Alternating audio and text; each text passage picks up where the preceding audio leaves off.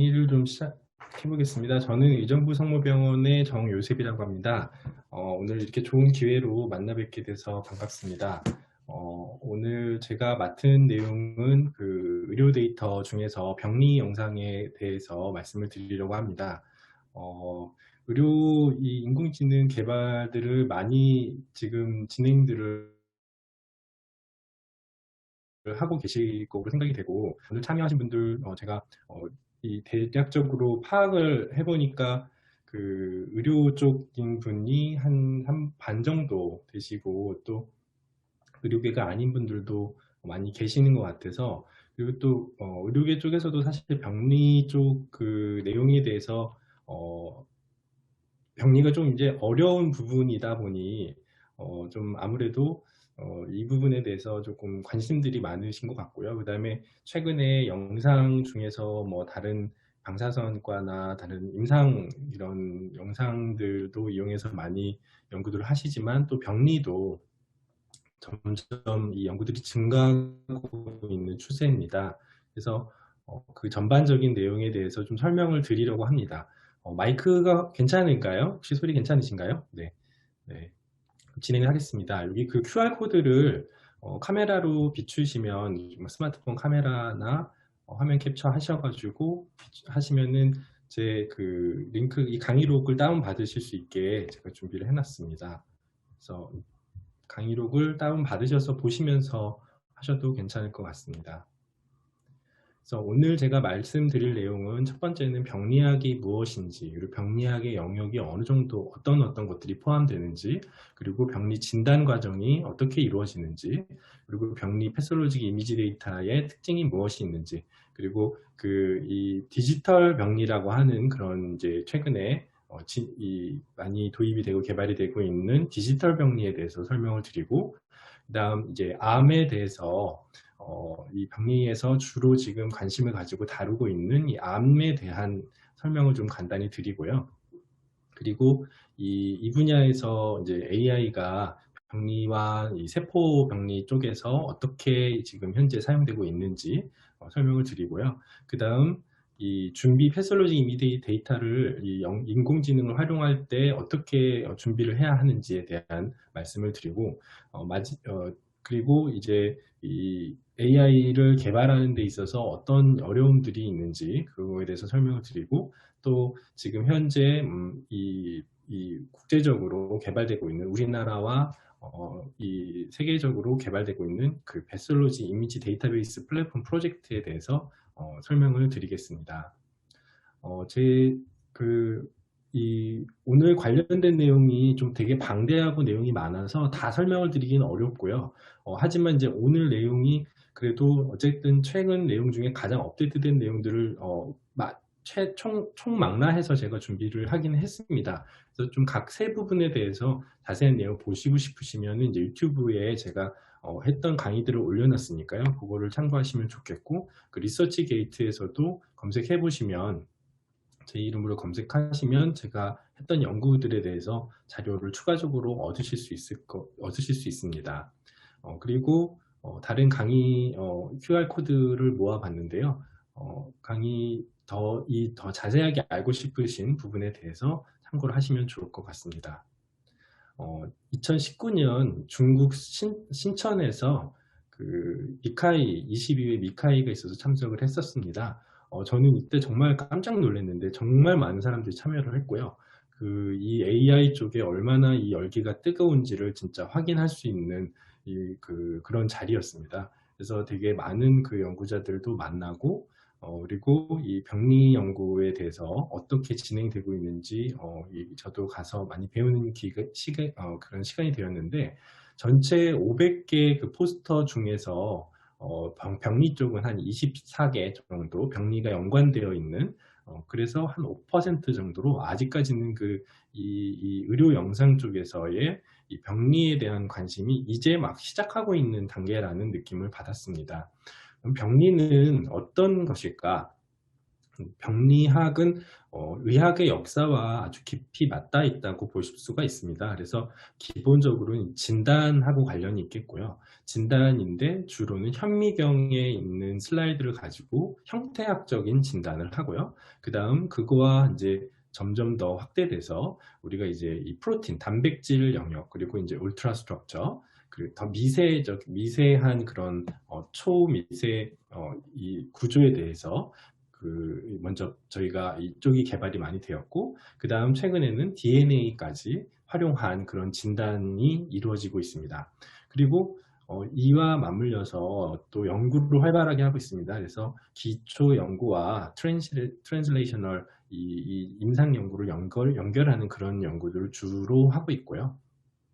그리고 최근 이런 인공지능 같은 그런 연구들도 많이 도입이 되고 있습니다. 그리고 또 최근에는 진단만이 아니라 이 치료하고도 밀접한 관계를 맺게 되었습니다. 그래서 왜냐하면은 이 DNA에 따라서 몰폴로지에 따라서도 또 다른 치료가 필요하고, 또 DNA 이 몰레큘라 체인지에 따라서도 이 타겟ted 테라피가 점점 중요해지고 있기 때문에 진단과 치료를 분리할 수가 없고요. 그다음 최근에 좀 이제 많이 각광받고 있는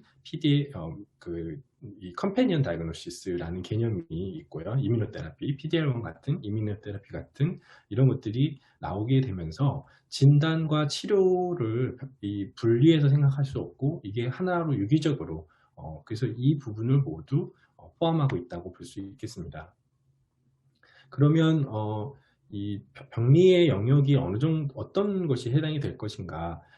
이 병리라 하면 이제 병의 그런 이 발병 기전을 파악한다라는 내용인데, 기본적으로는 이 형태를 가지고 이 처음에 이 옵저베이션을 해서 이제 이 내용을 얻게 됐고, 그 다음에 거기에서 이제 추론을 하게 됐죠. 이런 형태가 어떻게 발생을 하게 되었을까?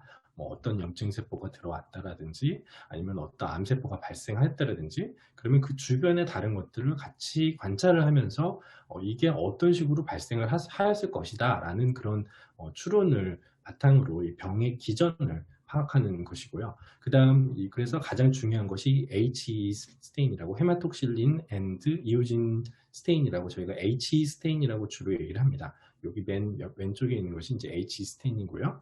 그래서 이런 식으로 유리 슬라이드를, 티슈를 고정을 한 다음에 파라핀 블록에 넣고 그거를 현미경으로 관찰하는, 그것이 가장 주된 그런 지금까지의 그런 병리의 영역이었습니다. 하지만 이제 최근 한 3, 40년 동안 이런 스페셜 스테인, 여기에 있는 물질의 특성을 가지고 어떤 이런 발색을 다르게 해서 어떤 성분이 있는지 보는 특수염색이라고 저희가 보통 하는 스페셜 스테인, 그 다음에 단백질에 대해서 항원항체 반응을 이용해서 만드는 면역 염색, IHC 스테인이라고 하고요. 그 다음에 이뮤노플루어센스, 이거를 형광으로도 볼 수가 있고, 그 다음에 전자현미경으로도 구조가 볼 수가 있고, 그 다음 마지막으로 최근에는 이런 DNA 검사까지 같이. 그래서 이 케이스는 파브리 디지즈라고 하는 제가 진단을 했었던 케이스인데, 아주 드문 그런 선천적인 질환인데요.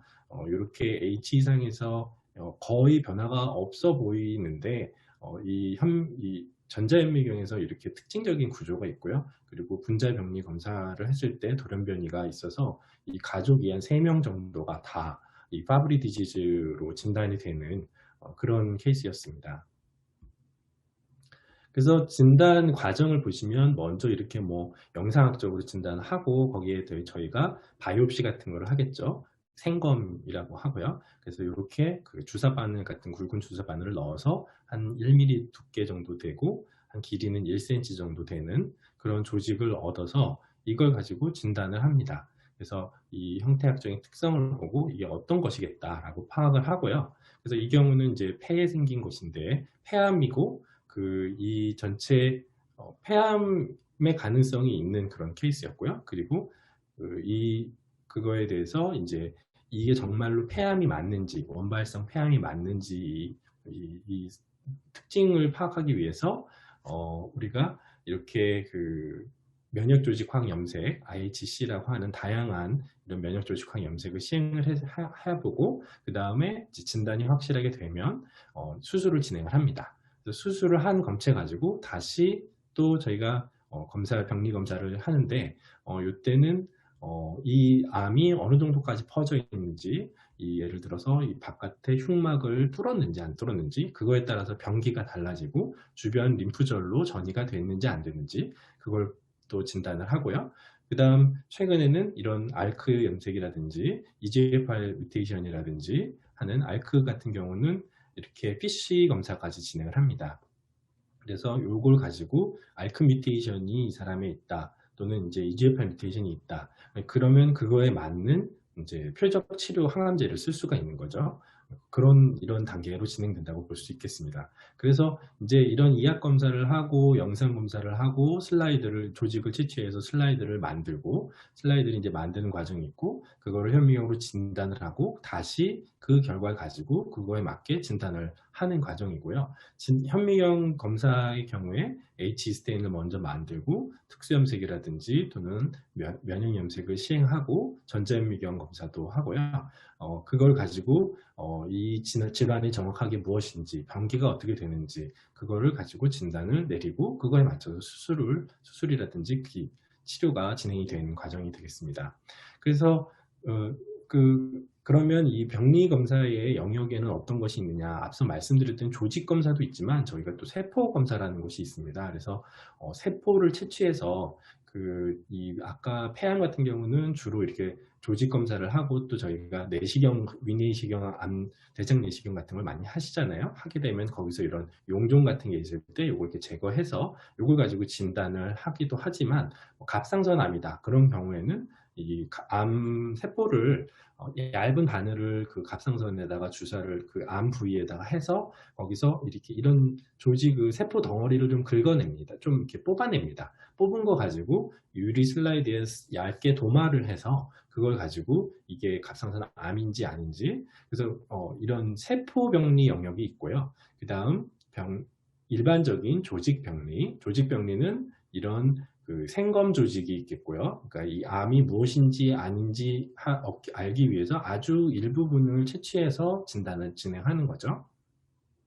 그 다음에 그것이 끝나고 나면 수술검체는 이 환자의 병기를 결정하고 이 환자의 치료라든지 약제라든지 그런 거를 결정을 하는 거죠. 그런 서지컬 익시전의 단계가 있고요. 이 과정에서 저희가 진단을 위해서 특수염색이라든지 면역조직황 염색이라든지 면역형광 염색이라든지 제자리 형광보화법이라든지 또는 이런 PC, 그 다음 이제 PCR, NGS 같은 분자병리 검사들도 진행을 하게 되겠습니다. 그래서 H에 대해서 먼저 설명을 드리면, 헤마톡실린은 이 푸른색이고요. 이오진은 붉은색 염색입니다. 그래서 이 두 가지를 염색을 한 번씩 염색을 하게 됩니다. 헤마톡실린은 주로 이 양성을 띠고 있어서 음성을 띠고 있는 DNA라든지 정기적으로 여기에 몰레큘에 염색이 되고요. 그리고 이 이오진 같은 경우는 이제 음성을 띠고 있어서 주로 산성이나 양성을 띠고 있는 그런 세포질에 많이 염색이 됩니다. 그래서 이렇게 보시면 세포에서 핵 부분은 이 약간 검붉게, 그러니까 보라색 빛이 나는 거죠. 이런 헤마톡실린이 염색이 주로 되는 거고요. 세포질은 이오진이 염색이 돼서 이 두 가지를 우리가 구분해서 이 두 가지가 컨트라스트를 이루면서 이렇게 염색이 된다는 것을 알 수가 있습니다. 그래서 이렇게 조직에 따라서 이제 이건 세포 단위에서 보시면 이렇고요. 그 다음 조직이 스킨이다, 이런 피부 같은 경우에는 이렇게 케라틴은 이렇게 핑크빛으로 이오진이 주로 염색이 되고, 그 밑에 이제 표피에는 이런 핵이 있는 표피 세포들이 있고요. 그 밑에는 진피에는 이런 이 주변에 있는 스트로마를 이루는 메센키말 셀들이 여기 존재를 하게 됩니다. 그리고 그 H 스테인 이후에 60년대쯤에 개발된 것이 면역조직화학 염색입니다. 그래서 이것은 안티젠 안티바디 리액션, 항원 항체 반응을 이용해서 어떤 우리가 알고 싶은 어떤 물질이 여기에 있는지 없는지를 검사를 하는 것인데요. 이걸 가지고 세포의 오리진을 알 수가 있고요.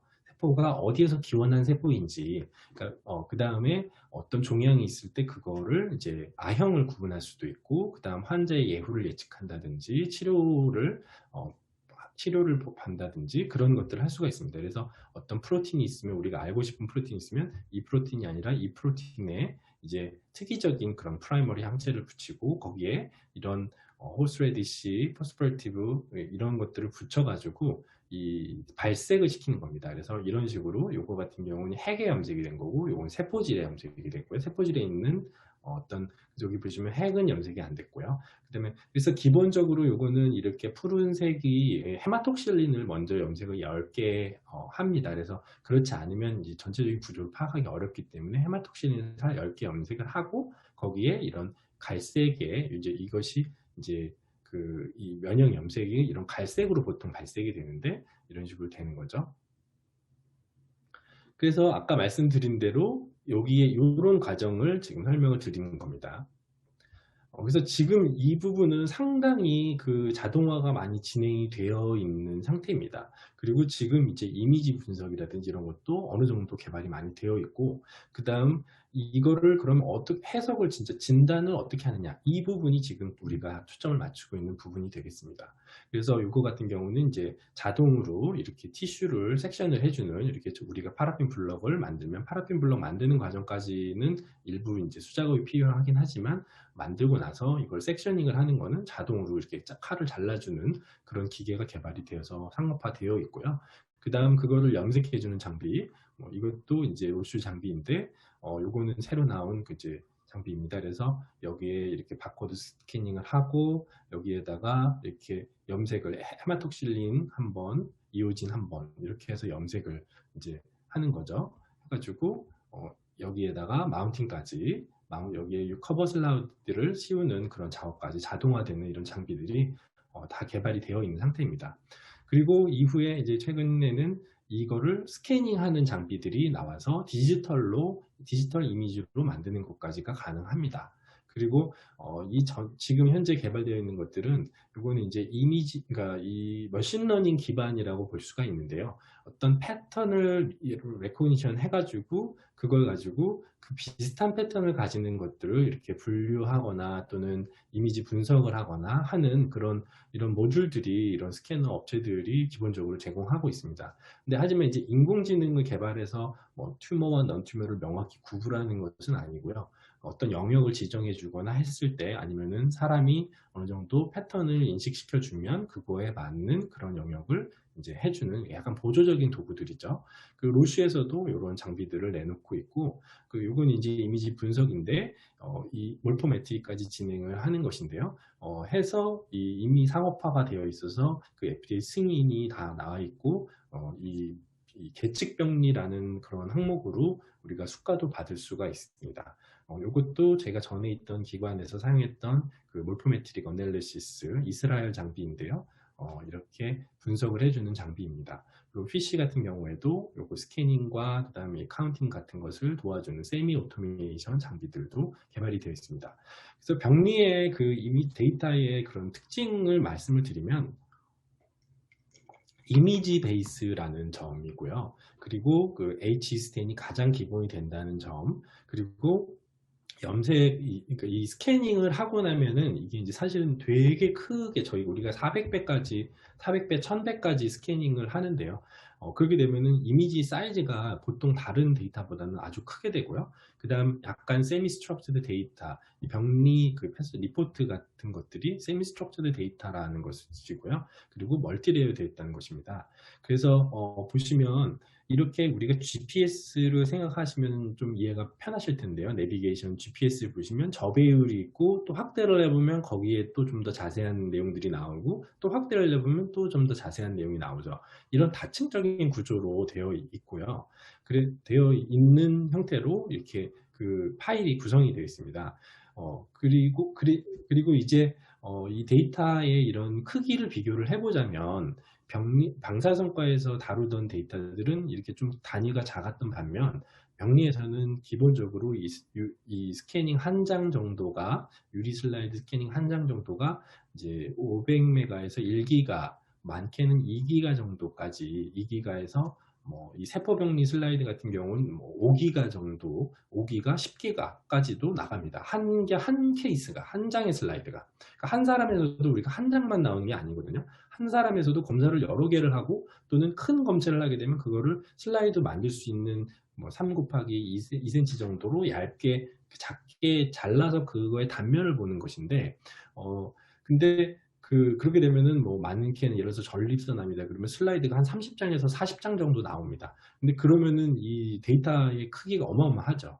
그래서 그런 데이터가 아주 크다라는 그런 이 특성이 있고, 그것 때문에 사실은 먼저는 이 영상에서 많이 개발이 됐지만 이제 최근에 조금씩 더 병리가 이제 개발이 되고 있는 것이고요. 그래서 아직까지는 그런 컴퓨터 리소스의 문제가 좀 있습니다. 그리고 그 다음 이제 NGS 데이터 같은 경우는 이제 훨씬 더 데이터가 양이 더 많아지는 거죠.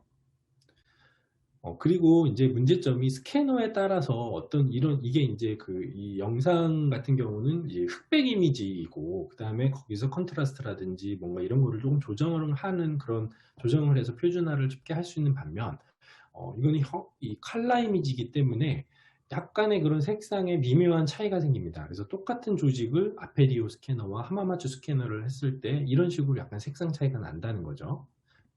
그 다음에 이제 기본적으로 이 슬라이드 제작이라는 것 자체가 이 병리 검사실마다 다 이 프로시저가 매뉴얼로 기본적으로 하게 되어 있고, 만약에 그렇지 않다 하더라도 다양한 그런 염색약을 사용을 해가지고 염색을 하기 때문에 기관마다 다 다릅니다. 기관마다 다 엄청나게 더 베리에이션이 심한 거죠. 그래서 그런 이 베리에이션, 이 색상이라든지 컬러라든지 또는 컨트라스트라든지 그런 거에 대한 이 헤마토실린 이오진 밸런스라는 그런 거에 대한 이 차이가, 기관별의 차이가 아주 심하는데, 그것이 실제적으로 되게 영향을 줄 수 있다는 거고요. 그리고 스캐너에 따라서, 스캐너 이렇게 벤더들이 서로 다양하다는 거. 그래서 그다음에 이 스캐너에 따라서 다 이 사용하고 있는 파일 포맷이 다 다릅니다. 그 영상 같은 경우는 다이콤으로 어느 정도 표준이 되어 있지만, 병리는 아직까지 이 표준화가 되어 있지 않고요. 일부 필립스라든지 이런 곳은 되게 폐쇄적인 정책을 사용을 하고 있고, 자기네 그 스캐너에서 사용한 건 자기네 이 분석 장비에서만, 소프트웨어에서만 돌릴 수 있도록 그런 식으로 되어 있고, 그래서 이 부분이 이제 지금 좀 해결돼야 될 그런 부분입니다. 그래서 이렇게 다양한 그런 이미지 확장자를, 파일 확장자를 쓰고 있다는 점, 그리고 아까 말씀드렸듯이 똑같은 그것도 이 여러 개의 기관에서 다 이렇게 다양하게 염색이 된다는 점, 그래서 이거를 어떻게 해결할 것인가 하는 컬러 노멀리제이션의 문제가 계속해서 처음부터 이제 대두가 됐었고요. 그래서 이거를 이런 식으로 헤마톡실린 이미지와 이오진 이미지를 따로 이렇게 따로 스캐닝을 하거나 또는 스캐닝한 이미지에서 분리를 해서 그거를 다시 노멀리제이션을 해서 합쳐서 비슷한 그런 이 타겟 이미지를 이거와 비슷한 이 소스를 이 타겟 이미지와 비슷하게 맞추겠다 해서 요거를 이런 과정을 거쳐서 처리를 했더니 어느 정도 비슷해졌다라는 거죠. 이미지 색감이. 그래서 이것도 마찬가지로 이렇게 이제 이 현미경 이제 유리 슬라이드가 시간이 지나면 이 색상이 바라게 됩니다. 그래서 슬라이드가 최근에 이 슬라이드 제작한 거는 이미지가 깨끗하지만 색상이 또렷하지만 시간이 지나면서 바라게 되거든요. 그래서 이 바래지게 되는 것을 그럼 어떻게 이런 것들도 사용할 수 있느냐? 근데 그런 경우는 이런 타겟으로 만들고 싶다. 그러면 이제 이렇게 다양한 컬러 노멀리제이션 메소드들이 지금 개발된 것들이 있고요. 그래서 그거에 맞춰서 이렇게 했더니 이런 식으로 나오더라 하는 그런 것을 보여주는 겁니다. 그리고 그걸 가지고 AI를 돌렸더니 오리지널이 있고 오리지널 가지고 이렇게 클래시피케이션, 여기서 이 글랜드와 이 주변에 있는 스트로마를 구분하는 세그멘테이션 모델을 가지고 적용을 해봤더니 이런 어떤 컬러 노멀리제이션을 썼느냐에 따라서 보시면 영역이 상당히 차이가 나는 것을, 이 영역의 이 주변 이 영역이 차이가 나는 것을 볼 수가 있거든요. 그래서 이런 식으로 차이가 난다는 거고요. 그래서 이런 것들을 극복하기 위한 이런 특허들이 이미 개발이 돼서 나와 있는 것들이 있습니다. 또 이게 이 슬라이드를 커팅하는 것이 아까 자동화 장비도 있다고는 했지만 우리가 이제 얇은 이제 이 조직을 가지고 탈수 과정을 거치고 파라핀에다가 이 엠베딩을 하거든요. 파라핀은 이 초에다가 양초 같은 거에 조직을 완전히 이렇게 담궈 버리는 거거든요. 그래서 그렇게 해가지고 그거를 아주 얇은 한 3에서 7 마이크로 정도 두께 되는 그런 섹션으로 우리가 이걸 자르게 됩니다. 보통 한 3 마이크로 정도. 그래서 근데 하다 보면은 이제 칼로 하다 보면 이렇게 칼자국이 날 수 있는 거죠. 뚝 끊겨버릴 수 있는 거죠. 그 다음에 조직이 이렇게 떨어지는 거죠. 이거는 고정이 좀 덜 돼서. 그 다음에 보시면 여기는 이 칼이 균일하게 섹션이 되지 않고 여기는 얇게 돼버린 거고요. 이렇게 접히는 경우도 있고요. 이렇게 접히는 경우, 이렇게 떨어지는 경우, 이런 부착이 되지 않는다든지 칼자국이 난다든지 이런 그 기술적인 아티팩트들이 흔하게 발생을 합니다. 그래서 사람은 이거를 이제 감안하고 보거든요. 감안하고 평가를 하고 만약에 볼 수가 없다든지 진단에 문제가 된다면 다시 제작을 슬라이드를 한다든지 그런 식으로 진행을 하는데 이제 그 문제가 있고요.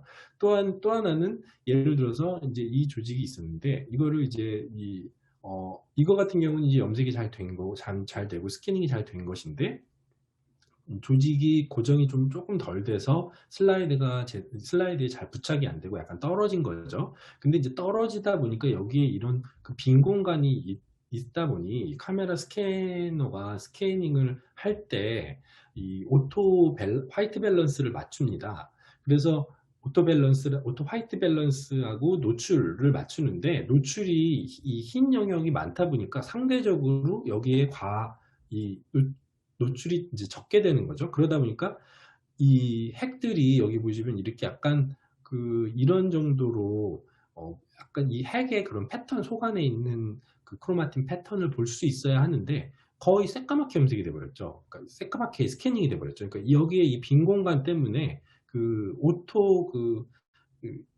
노출 때문에 익스포저가 작동을 해서 광학적으로 이런 문제들이 이제 생겨버리는 경우가 있는 거죠. 그 다음 이렇게 블러링, 초점이 안 맞게 되는 경우가 스캐닝 과정에서 일어날 수가 있습니다. 그래서 저도 이런 블러링이라든지 이런 색표준화라든지 이런 부분에 대해서 저도 올해 초 특허를 이제 이런 개발해서 낸 적이 있었고요. 그리고 아직까지 이 부분이 완벽하지 않은 것이 세포라든지 또는 어떤 아까 말씀드린 핵의 특성을 많이 봐야 되는 이제 고해상도가 필요한 경우, 그 다음에 그런 경우는 이제 좀 더 여러 가지 어려움이 있습니다. 그래서 예를 들어서 세포 검체 같은 경우는 조직은 3마이크로로 일정하게 일단은 다 자르기 때문에 스캐닝을 하는 과정에서 초점이 맺혀지는 그 부분이 대체적으로 일정한 영역 안에 존재하게 되는 반면 세포 슬라이드 같은 경우는 세포 액체로 되어 있는 그거를 세포에 떨어뜨린 다음에 도마를 하거나 하게 되기 때문에 어떤 거는 이렇게 이 한두 개 얇은 그런 세포 덩어리도 있지만 이렇게 큰 덩어리도 있습니다. 그래서 큰 덩어리는 이 커버 슬라이드하고 이 밑에 유리 슬라이드 사이에 3차원적으로 존재를 하게 되는 거예요. 3차원적으로 둥둥 떠 있게 되는 거죠.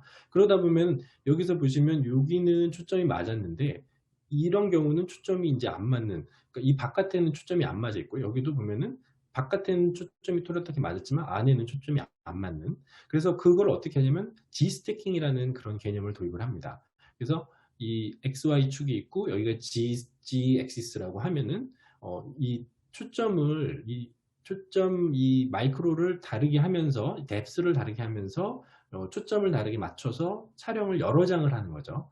그래서 이 한 화면에서 여러 개를 이렇게 볼 수가 비교해 볼 수 있게. 그래서 저희가 이제 유리 슬라이드를 현미경으로 검경을 할 때 기본적으로 이런 3차원적인 구조 때문에 미동 나사를 이렇게 미세하게 조정을 하면서 이 위아래로 초점을 돌려가면서 우리가 판단을 합니다. 근데 한 초점을 가지고 하나의 스캐닝을 해버리게 되면 그게 안 되는 거죠. 그래서 이런 G-스태킹이라고 하는 그런 기술이 세포 슬라이드 때문에 개발이 됐고요. 그래서 지금 아직까지 세포를 이용해서 하는 연구들이 많지는 않지만 이런 부분이 또 기술적으로 해결해야 되는 부분이고요. 또 하나는 이거는 이제 특수 염색인데 왈팅 스테리 스테인이라고 하는 염색법이고요. 그 헬리코박터 파일로리라고 위에 있는 그 균 잘 아시죠? 그걸 이제 그거를 발견할 수 있는 그런 것인데 저희가 루틴으로 내시경 검사를 하시게 되면 이 검사를 진행을 합니다. 그래서 보시면 요런 것들이 이제 박테리아들입니다. 이런 헬리코박터 박테리아들이 지금 여기 그 위 상피 세포 내에 엄청 바글바글 있는 모습이 보이죠. 근데 예를 들어서 이게 이렇게 많이 있을 수도 있지만 이렇게 하나나 두 개만 있는 경우가 있거든요. 그러면 이게 진짜 박테리아인지 아니면 그냥 이 주변에 있던 어떤 더스트 같은 것들이 먼지 같은 그런 것들이 그냥 나온 것인지 조금 판단하기가 어려운데 사람은 어느 정도 이거를 이제 눈으로 파악을 하거든요. 하지만 음, 하지만 이 현미경으로 이제 인공지능으로 할 때 그러면 이것이 매우 고해상도로 스캐닝을 해야 되고 또 그 고해상도로 하면 할수록 고배율로 하게 되면 또 지스태킹을 더 많이 해야 되는 그런 문제가 있습니다. 그래서 아직까지는 가능은 하지만 이 이미지 데이터가 아주 커진다는 문제점이 있기 때문에 조금 힘든 그런 부분이 있고요. 그 다음에 예를 들어서 이런 거 보시면 이렇게 슬라이드 이 원래 이미지인데요. 원래 이미지하고 이게 스캔된 이미지입니다. 스캔된 이미지가 여기 보시면 여기가 이만큼 잘렸죠. 왜 잘렸냐? 여기에 그 커버 슬라이드가 이렇게 덮여 있는데요. 여기 보시면 살짝 덮여 있는 게 보실 건데요. 여기가 커버 슬라이드 덮여 있지 않은 부분이어서 여긴 스캐닝이 안 된 겁니다. 그래서 이 스캐너가 이 스캐닝을 어떻게 하느냐에 따라서 그 다음에 또 보시면은 이 조직이 이런 식으로 떨어져 있을 수 있는데 이게 30 마이크로미터 이상은 되어야 이게 이 스캐너가 이렇게 오토 포커싱을 하게 되면서 여기에 검체가 티슈가 있는지 없는지를 판단을 하고 스캐닝을 진행하게 되는데 이 조직이 너무 적게 되면 그러면 스캐닝을 안 하고 이제 미싱이 돼버리는 거죠. 그러니까 스캔된 이미지가 이거와 정확하게 일치한다고 보장하기가 사실 어려운 측면이 있다는 거죠. 그러니까 그게 진단에 영향을 미칠 정도냐 아니냐는 별개의 문제지만 그래서 이런 문제점이 있습니다. 그래서 디지털 병리라는 것이 바로 이 부분입니다. 그래서 그 기존에 이거를 유리로 진단을 하던 것을 이 디지털로 스캐닝을 하는 과정이 들어가 있다는 것이 영상하고는 조금 다른 부분이 됩니다. 영상은 이 장비 자체가 이 촬영을 하면서 이게 디지털로 저장이 되는 거기 때문에 그 전에 필름으로 하는 것과 차이가 없겠지만 이제 병리 같은 경우는 이런 스캐닝의 단계가 하나 더 추가가 된다는 그런 문제점이 있겠습니다. 그래서 그렇게 되면은 확실히 디지털로 하는 경우에는 우리가 이제 이런 리뷰를 할 때 이제 진단을 하다가 이게 조금 유저하게 우리가 늘 보는 어떤 그런 질병이 아니라 아주 희귀하거나 또는 진단에 되게 컨트로버시가 있을 수도 있는 이 병리 의사들 간에서도 의견 차이가 조금 있을 수 있는 그런 케이스다. 그러면 이제 병리는 확진이기 때문에 영상 같은 경우는 뭐 이렇게 여러 가지를 제시를 해줍니다. 그러니까 이런 가능성이 가장 높고 이런 가능성이 그 다음으로 높고 이렇게 하지만 병리는 어쨌든 이게 확진을 내려줘야 되기 때문에 진단을 내려줘야지 되는데 그렇게 할 경우는 우리가 외부에 자문을 하게 되거든요. 그래서 이 자문을 하게 되는데 그 과정이 이제 아날로그에서는 이거를 이렇게 택배로 보내가지고 결과를 자문을 하고 다시 결과를 받아서 지금 현재 이제 우리가 이렇게 진행을 하고 있죠. 한국은 이제 택배가 아주 빠르기 때문에 저희가 뭐 크게 문제 없이 뭐 그래도 뭐 일주일 안에는 거의 이렇게 자문을 마무리를 하고 진행을 하는데요. 근데 사실 이렇게 스캐닝을 하게 되면 이 좌표만 찍어주면 되기 때문에 아주 더 빠르게 그냥 거의 실시간으로 그 당일 자문이 가능하겠죠. 그리고 훨씬 그 여러 가지 그런 부대적으로 필요한 서류 작업이라든지 이런 것들이 줄어들게 되겠고요. 그리고 중간에 뭐 분실이라든지 이런 염려도 없게 되겠고요. 그런 디지털로 하게 될 경우에는 그런 장점이 있다는 거죠. 그래서 요거는 이제 한마맞추 장비에 서 제공하고 있는 이 디지털 스캐닝 과정인데요. 보시면은 이런 식으로 슬라이드를 넣고 여기서 스캐닝을 하는 거죠. 진행을. 그래서 이렇게 슬라이드를 여기다 넣고 이제 돌리게 되면은 이 장비가 이렇게 스캐닝을 해주는 겁니다. 그래서 이런 식으로 이렇게 스캐닝을 해서 하는 그런 과정을 보여주고 있고요. 그래서 이런 디지털 패솔로지를 지금 작년, 재작년부터 이 국내에 있는 빅5를 중심으로 지금 많이 도입을 하고, 그래서 있는 과정입니다. 그래서 이거를 이제는 더 이상 현미경으로 진단을 하지 않고 모니터로 진단을 하겠다라는 거죠. 그 얘기는 다른 말로 하면 AI를 그 전에는 이 스캐닝하는 과정이 있어야지만 우리가 학습을 할 수 있는 데이터들이 얻을 수 있었지만 지금은 이제 디지털 병리라는 것이 점점 독립이 되면서 그러면서 이 매일매일 모든 진단을 이 스캐닝을 하고 나서 그거로 진단을 현미경이 아닌 모니터로 진단을 한다는 거죠. 이렇게 스캐닝을 하고 모니터로 진단을 한다는 거죠. 그래서 모니터로 진단을 1차적으로 한다는 것을 이제 홀 슬라이드 이미징이라는 표현을 씁니다. 그 전에도 사실은 스캐너가 나온 거는 2005년도, 2000년대 중반부터 나오기 시작했는데 기술적으로 대량으로 스캐닝하기도 어렵고 또 그 퀄리티에 대한 논란이 계속 있었습니다. 유리 슬라이드하고 정말 일치하느냐, 이걸 대체할 수 있느냐 하는 그런 것들이 있었는데요. 최근 한 5년 사이에 기술이 급속도로 발달을 하면서 스캐닝 속도도 매우 빨라지고 하루에 400장, 500장씩 1000장까지도 스캐닝 할 수 있는 장비들이 개발이 됐고 또 이런 커패시티, 저장 공간에 대한 그런 것들도 많이 발달이 됐죠. 그리고 그거를 보여줄 수 있는 뷰어, 그런 기술들도 급속도로 발전이 되면서 최근 2, 3년, 3년, 4년, 5년 사이에 이런 디지털 병리가 급속도로 퍼지고 있습니다. 그래서 아마도 앞으로 한 5년에서 10년 사이에 국내에 있는 상당수의 기관들이 이런 디지털로 트랜스포메이션을 하게 되지 않을까. 그래서 텔레패솔로지라든지 이미지 뷰 어널리시스라든지 또는 우리가 개발하고자 하는 인공지능 그런 것이라든지 자문이라든지 이런 것이 더 활발하게 이루어지지 않을까. 그야말로 4차 산업혁명이 일어나고 있는 거죠. 그 병리야말로 진짜 되게 오랫동안 디지털라이제이션이 안 되어 있던 영역이거든요. 그러면서 이런 이제 전체적인 헬스케어 서비스가 좋아지겠죠. 그러면 그거를 이제 제가 설명을 여기에 적어 놓은 거고요. 그러면 그게 어떻게 정말로 우리가 믿을 수 있느냐, 진단하는 거에 문제가 없느냐 하는 부분인데요. 2011년 이때부터 미국 CAP에서부터 이런 중요 기관들이 이런 스캐너 장비를 이용한 것이 이용할 때 어떻게 주의를 해야 된다, 어떻게 해야 한다는 그런 내용들을 가이드라인들을 발표했고요. 유럽에서도 발표했고 유럽의 EU라든지 스페인, 영국, 독일, 호주, 그다음에 일본에서도 2015년부터 이런 가이드라인 논문이 나왔고 우리나라에서도 작년, 재작년에 작년에 특히 저와 저희 병리학회 의료정보연구의 그 회원분들이 주축이 돼서 이 디지털 병리에 대한 가이드라인을 발표를 했습니다.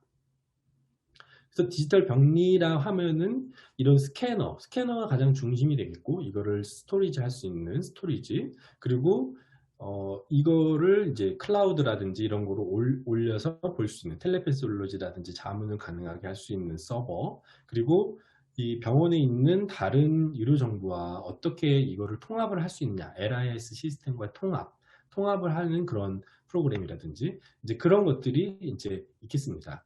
그리고 이제 이것들을 또 이렇게 디지털화가 되면은 연구들도 더 활발하게 할 수가 있겠죠. 우리가 원하는 이런 AI 연구들이 에 대한 머티리얼이 크게 증가를 하게 되기 때문에 훨씬 기존까지보다 훨씬 더 빠르게 이런 것들이 진행이 될 수 있을 것이라 생각이 됐고 그러면 그 현미경하고의 그런 비교를 해봤을 때 믿을 수 있느냐 2006년부터 계속해서 이런 거에 대한 의문이 있었고 어느 정도 한 20편 정도 이상의 논문들이 나왔는데요.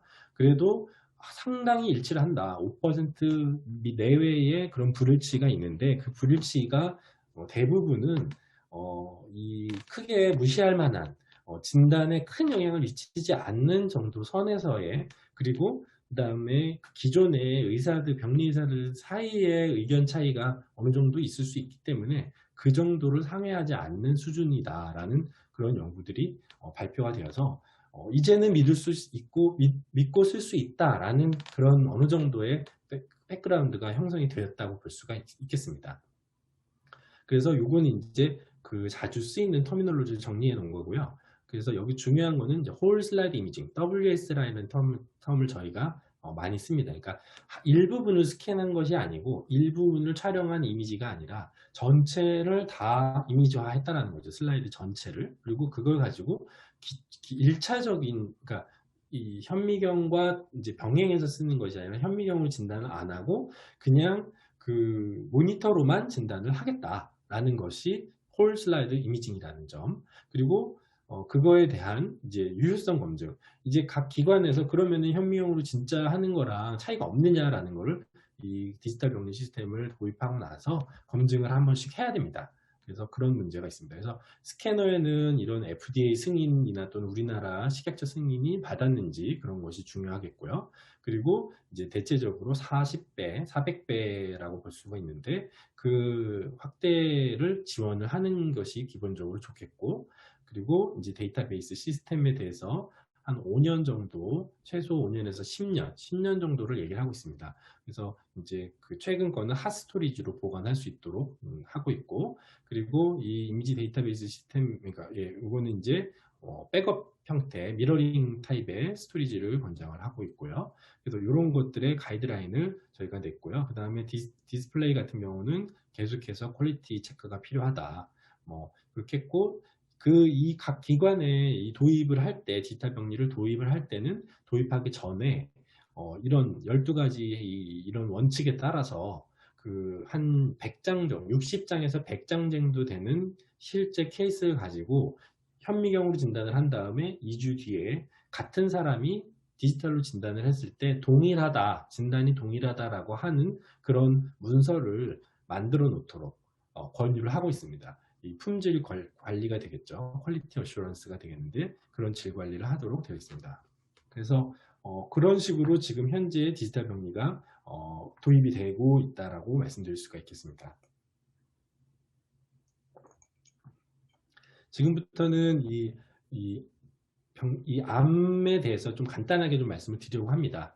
뭐 다들 잘 아시다시피 이 인구, 세계 인구가 많이 증가를 하고 있고 또 고령화가 크게 증가를 하고 있어서 그런 거에 따른 그런 거를 보시면은 여기에 우리나라도 상당히 많이 증가하고 있고 중국이라든지 인도 같은 게 되게 큰 파퓰레이션 에이징에 대한 버든을 가지고 있고요.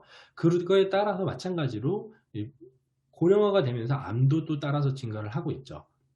그래서 지금은 현재는 이 중국이나 인도가 많이 차지하고 있지 않지만 이게 이제 늘어날 거라는 거죠. 그래서 우리나라에서 호발하는 암을 보시면 위암, 폐암, 대장암, 전립선암, 간암. 그래서 제가 이거를 말씀드리는 이유는 AI를 개발하는 데 있어서 어느 정도 어떤 것을 타겟팅하는 것이 가장 좋겠느냐 하는 그런 측면을 좀 먼저 고민해 볼 필요가 있습니다. 어떤 암을 그럼 할 것이냐라는 거. 흔한 거를 하고 수요가 많은 거를 해야 되겠죠. 그래서 이런 부분을 판단을 해야 되는데 이제 전립선암이라든지 유방암 같은 것이 미국이나 서구에 기존에 많았던 그런 암들인데요. 우리나라도 그 양상을 따라가고 있다는 거고요. 그 다음에 방광암이라든지 신장암, 췌장암 이런 부분들이 문제가 되고요. 그 다음 특히 폐암이랑 췌장암 같은 것들이 사망률이 높습니다. 그래서 이 췌장암, 그래서 아직까지 이 다른 것들은 조기 진단이 많이 진행이 되었고 조기 진단으로 많이 사망률이 감소가 되었고 그 다음에 그 진행성 병변들이 많이 감소가 되고 그거를 거의 2005년부터 우리나라는 이 암 검진 관리 사업을 시행을 했는데 그 이후로 제가 느껴보면 정말 저희 같은 병리과 같은 경우는 병원의 전체가 돌아가는 것을 저희가 느낄 수가 있거든요.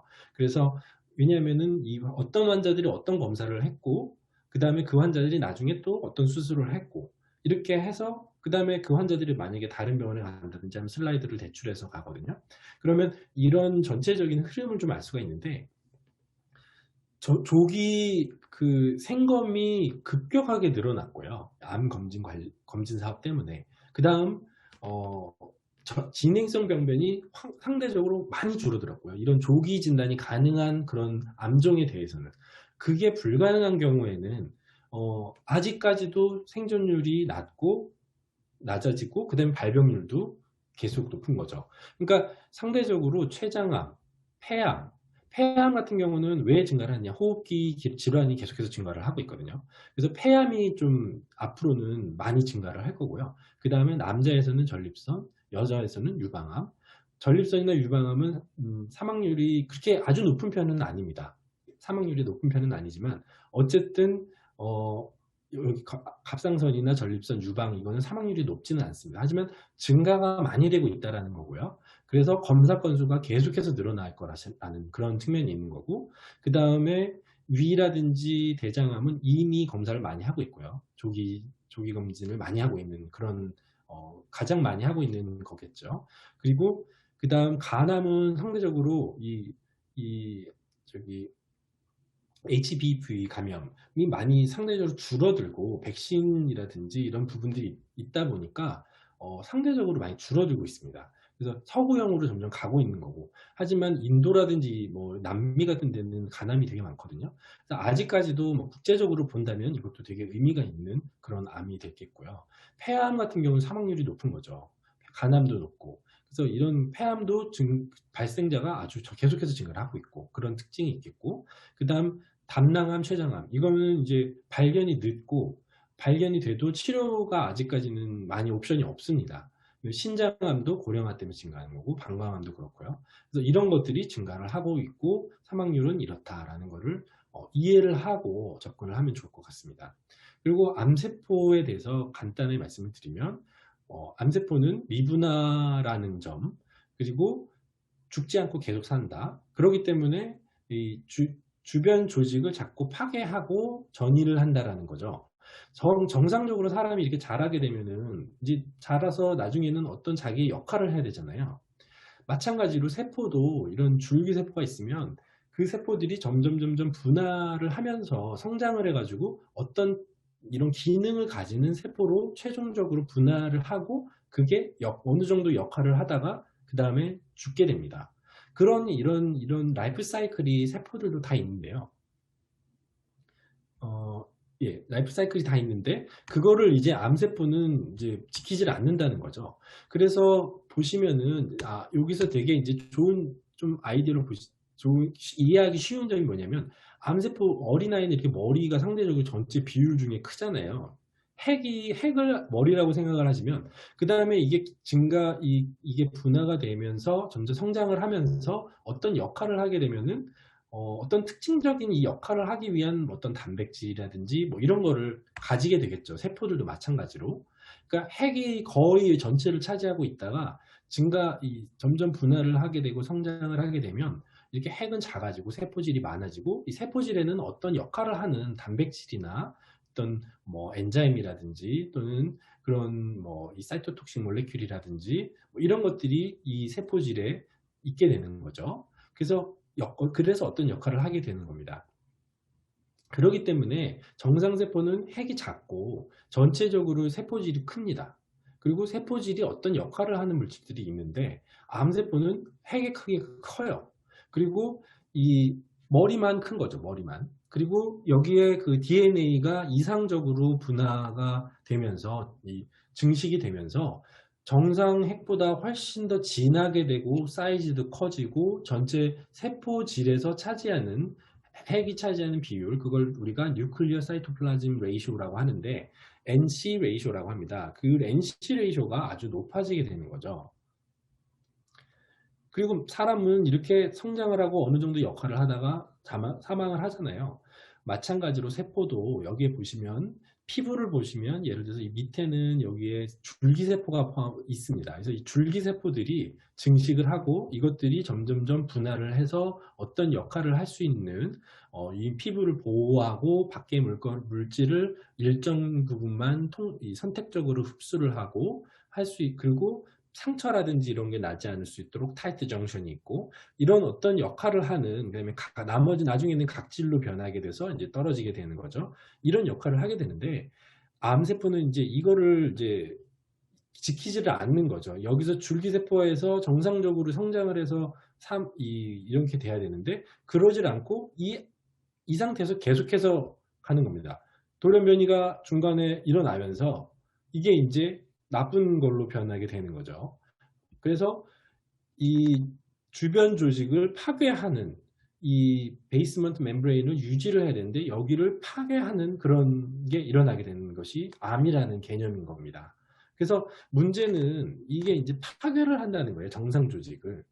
그리고 죽지 않고 계속해서 증식을 한다는 거예요. 죽어서 없어져야 되는데. 그래서 이런 문제점들이 이것이 결국에는 중간중간에 계속 어떤 돌연변이들이 일어나면서 이렇게 진행이 되더라는 것이 지금까지 이제 알려진 사실이고요.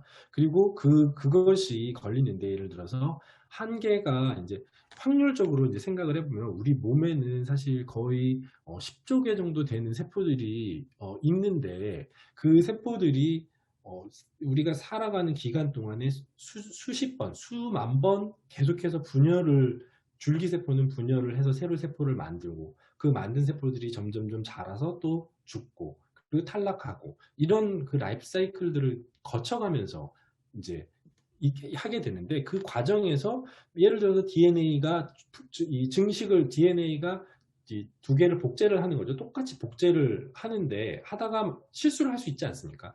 10억 베이스 페어 되는 그 베이스 페어 DNA의 그 염기 서열에서 실수가 있을 수 있거든요.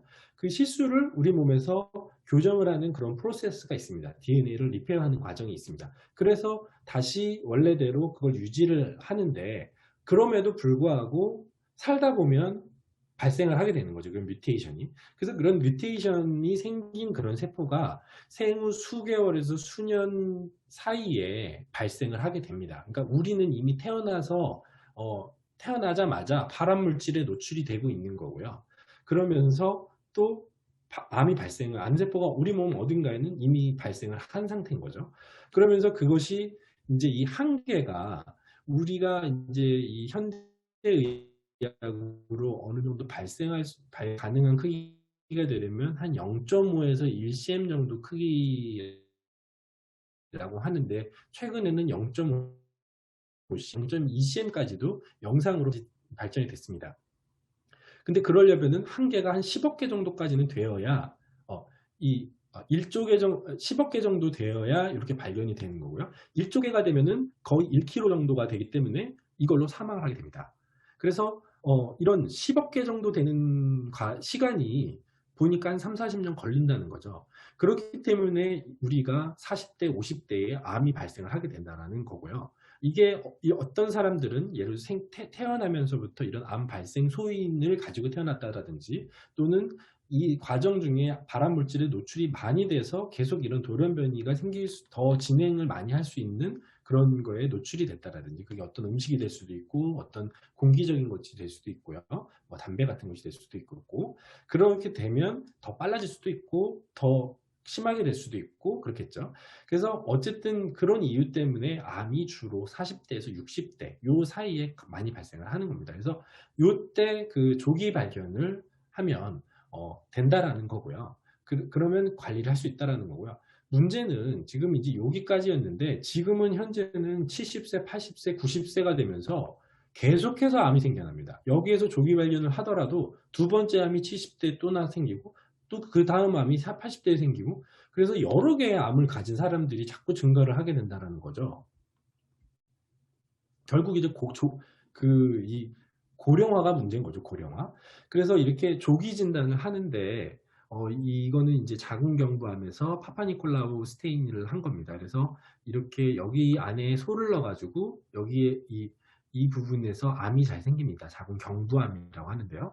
여기 부분을 이렇게 약간 돌연변이가 있어서 어느 정도 변이가 있기 시작할 때 암 검진을 하는 거죠. 그래서 이렇게 솔로 해서 세포를 가지고 현미경을 진단을 하면 해서 이제 하는 거고, 이거 이제 세포병리 진단이 되는데 이걸 통해서 아주 많은 수가 감소가 됐고요. 최근 우리나라에서도 어쨌든 암 검진을 통해서 점점 이런 것들이 증가하고 있는 거죠. 그 다음에 앞서 말씀드렸듯이 예를 들어서 이렇게 암이 있을 때 이렇게 조직 검사를 했어요. 그런데 이 환자가 예를 들어서 50세 환자고 1.5cm짜리 폐암이 발견이 됐는데 5년 전에 유방암으로 수술한 적이 있다. 그러면은 이 암이 과연 그러면 유방암이 전이된 것이냐 아니면 폐암이 새로 생긴 거냐. 그 다음 또 이거는 검사를 하다 보니까 또 갑상선에 또 1.5cm짜리 어떤 결절이 발견이 되었어요. 그러면 이거는 폐암일 수도 있고 유방암이 재발해서 전이된 걸 수도 있고 폐로, 그다음 갑상선 암이 아직 진단은 못했지만 그것이 전이된 것일 수도 있잖아요. 그래서 이렇게 문제점이 적은 조직에서 우리가 이런 다양한 암들을 감별해야 되는 그런 증례들이 계속 늘어나고 있다는 거죠. 그래서 앞서 말씀드렸듯이 어, 그, 그래서 이제 카시노마, 그 다음 이제 또 하나 말씀드릴 거니 카시노마냐 sar코마냐 뭐 이런 부분인데요. 앞서 말씀드렸듯이 이 세포가 계속해서 분열을 하는 과정에서 돌연변이가 일어납니다. 근데 이거는 이제 다시 세포가 다시 리플레이스를 하는 거죠. 자기를 새로 복제를 해가지고 원래 있던 걸 대체하는 그런 이제 그런 기간이 있는데 이런 이 라이프 스팬이 세포마다 다 다르다는 거죠. 그래서 이렇게 보시면 여기가 이제 상피세포고 여기가 이 대장에서 어떤 업섭티브 셀, 그러니까 이 서피스 에피텔리움이라고 하는데 표피 세포들입니다. 세포층입니다. 그래서 여기에서 이제 뭐 이 음식물을 흡수한다든지 물을 흡수한다든지 하는 역할을 하는 것인데 여기에도 되게 다양한 세포들이 있고요. 또 이 주변을 서포트해주는 여기는 이제 스트로마입니다. 그래서 이 스트로마에 있는 세포들이 있습니다. 그래서 얘네들이 다 서로 다른 그런 라이프 사이클을 가지고 있는 거예요. 그러다 보니까 어떤 거는 되게 라이프 스팬이 짧은 것들이 있고 이런 이 바깥에 있는 세포들은 수시로 계속해서 증식을 하면서 여기가 이 탈락을 하고 새로 세포들을 만들어냅니다. 우리가 계속 때가 나오듯이 그런 식으로. 그리고 어떤 세포들은 여기에서 좀 오래 살면서 계속 자기가 해야 되는 일들을 하다가 어느 정도 지나면 없어지는 거죠. 그런 식으로 예를 들어 이런 스템셀이나 이런 거는 8년 정도가 되고 있고요. 이런 주변에 있는 스트로마 셀들은 거의 분열을 하지 않는 그런 분열이, 그래서 이 칼시노마라고 하는 건 이 에피텔리알 셀들에서 생겨나는 것이고 사이코마는 메센키말에서 생겨나는 것인데, 여기 보시면 이런 뮤코자가 있고 뮤코자에서도 아까 라미나 프로프리아 이런 사이사이 조직이 사이사이 이 글랜드가 있고 사이사이가 있죠. 이 사이사이를 다 메센키말 이 셀들이라고 할 수가 있고 스트로마, 메센키말 셀들이라고 할 수 있겠고, 또 여기에 림포이드 티슈라든지 서브뮤코자라든지 이런 머슬셀, 그다음에 여기에 장막이라든지 이런 나머지 것들은 근육이나 뭐 이런 것들은 이 별로 여기에 이 분열을 자주 하지 않습니다. 이런 메센키말 셀들은. 하지만 이 바깥에 있는 에피텔리아 셀들, 이것들은 이제 실제 외부 세포와 다 맞닿아 있기도 하고 계속해서 탈락을 해야 되는, 새로 재생산을 하고 탈락을 해야 되는 그런, 그래서 입안에 상처가 나면 또 일주일 정도면 아물잖아요. 그런 식으로 되게 빠르게 회복을 해야 되는 그런 세포들이 있는 거죠. 그래서 그런 표피 세포들, 우리 바깥의 피부라든지 또는 위 같은 경우도 위를 점막을 표피하고 있는 그런 세포들, 이런 세포들이 가장 많이 분열을 하고요. 가장 빨리 분열을 하고, 그러기 때문에 분열 횟수도 평생을 놓고 봤을 때 가장 많습니다. 그러니까 거기에서 암이 가장 많이 생기는 거죠. 그러니까 근육에서 생기는 근육암이라는 것은 아주 드물지만, 또는 뇌암도 매우 드물지만, 위암이나 폐암이나 간암이나 이런 에피텔리알에서 생기는 암들이 거의 대부분을 차지하는 이유가 바로 이게 되는 거겠죠. 그래서 이런 문제, 그런 부분이 있다라는 점 이해시켜 드리려고 내용을 준비를 한 거고요. 그 다음 그래서 발생한 이제 조직인데, 이거 같은 경우는 이제 대장에서 생긴 용종입니다. 그래서 이런 용종이 발생을 했는데 여기서 보시면 아까 전에 말씀드린 그런 특성을 이제 알 수가 있는데요. 여기가 정상이고 여기는 비정상이거든요.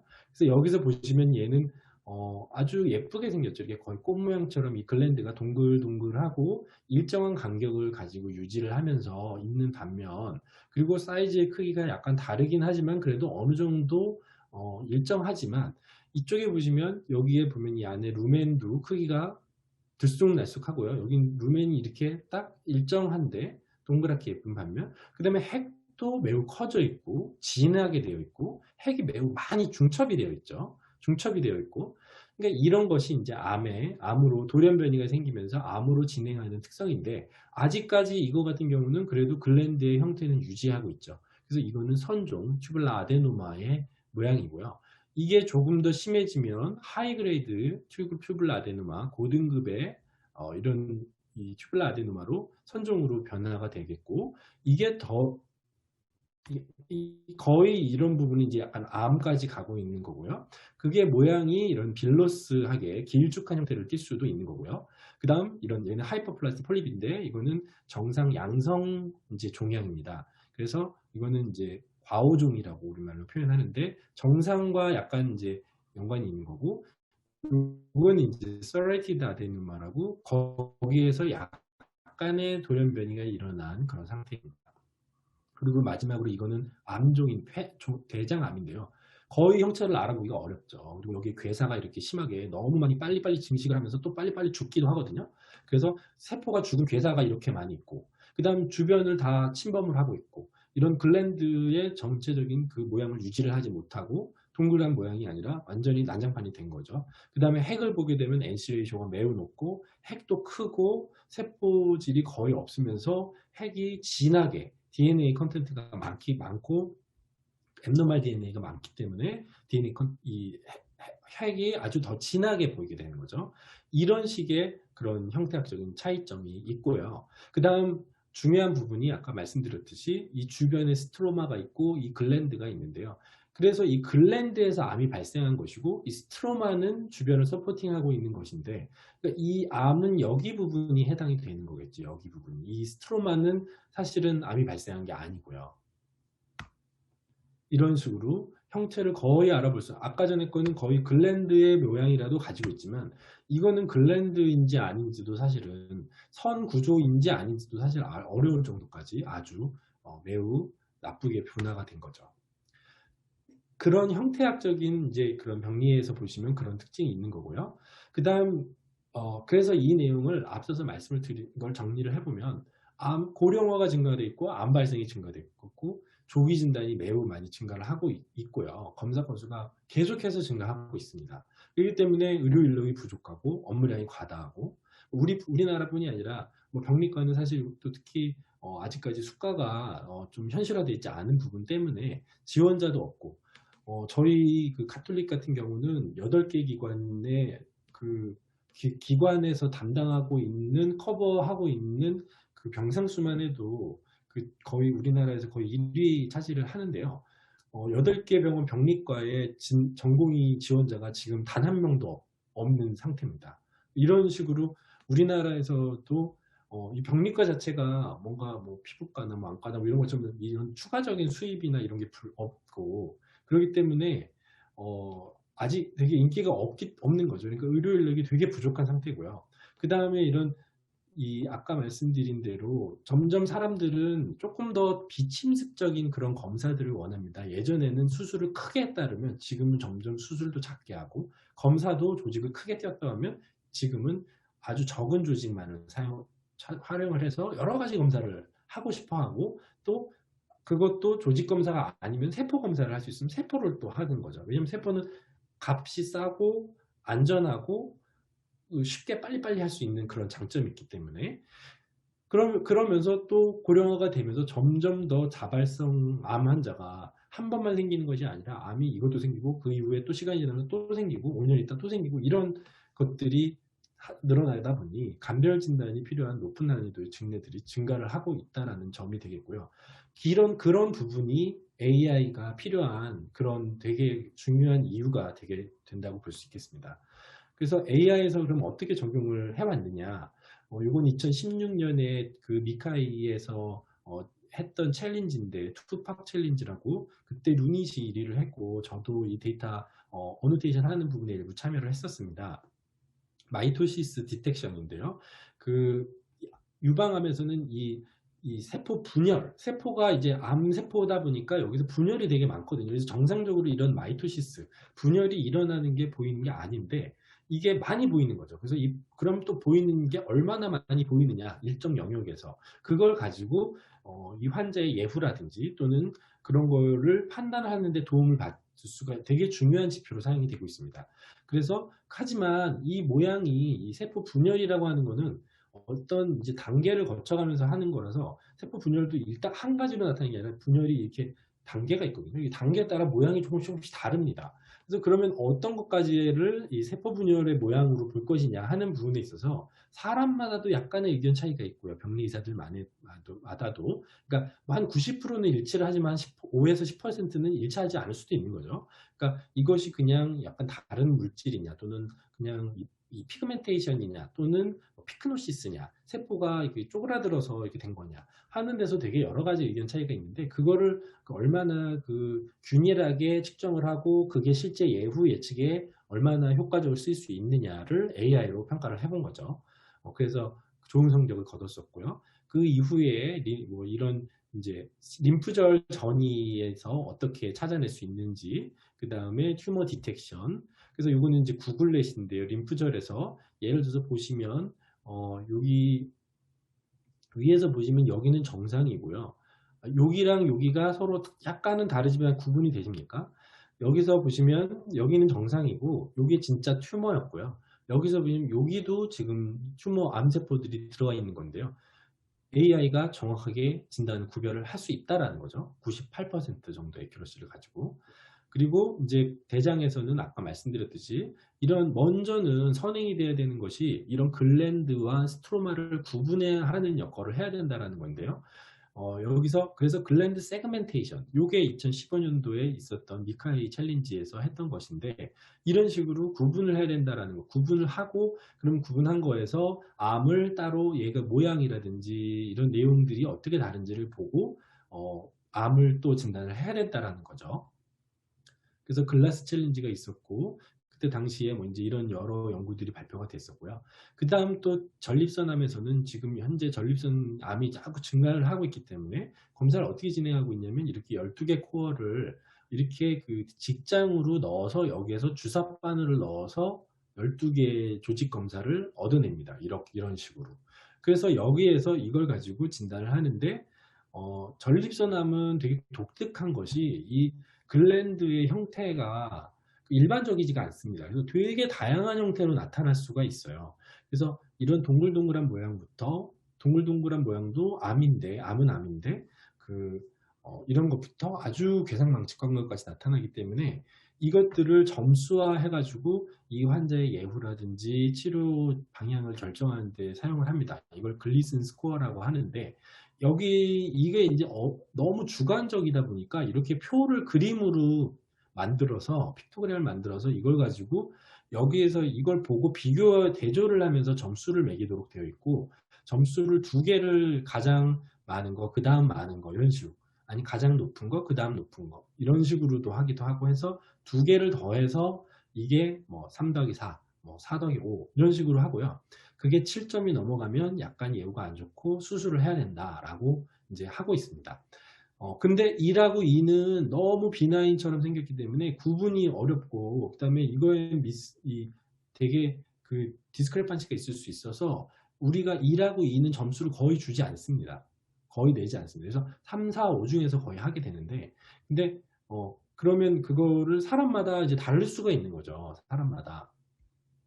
그거를 이제 그리드 스코어링을 이제 이 AI를 통해서 이제 하는 것이 접근이 되고 있고요. 그 다음 이제 글라이오마에서 그레이딩이라든지 그래서 이런 부분은 이 다음 시간에 좀 더 자세하게 활용을 어떻게 하고 있는지 설명을 해주실 거로 생각을 하고 이런 식으로 이제 지금 현재 개발되고 있는 것들이 있는데 뭐 대장암 같은 경우에 이제 제가 이제 최근에 작년에 이런 얼마 정도 어떻게 리뷰가 이제 병리학에서 진행이 되고 있는지 리뷰한 논문이고요. 그래서 글랜드 세그멘테이션에 대해서 이런 정도 연구들이 진행이 됐고 튜머 클래시피케이션 그 다음 최근에는 이제 이 튜머 마이크로 엔바이러먼트 어널리시스라든지 또는 프로그노시스 프리딕션 MSI라든지 또는 예후 예측 그러니까 현미경만을 가지고 이 환자가 예후가 어떨 것이다라는 것을 현미경 이미지로도 이제 예측을 하겠다는 거죠. 그래서 점점 더 좋은 성적을 보여주고 있고 점점 그 다음에 세포 병리에서도 최근 이런 식으로 타이로이드나 유리나리 블레더, 렁 이런 곳에 이제 개발들이 진행이 되고 있고 인도가 상당히 많이 중국이 많이 연구를 하고 있습니다. 그래서 이런 식으로 보고가 되고 있는 건데 한번 참고용으로 보시면 좋겠고요. 따라서 또 AI에 관련된 이런 특허라든지 이런 것들도 지금 많이 증가를 하고 있고 이 최근에 특히 이제 많이 증가를 하고 있고 이거는 이제 병리의 디지털 패솔로지와 AI의 한정에서 병리의 영역에서만 본 것인데요.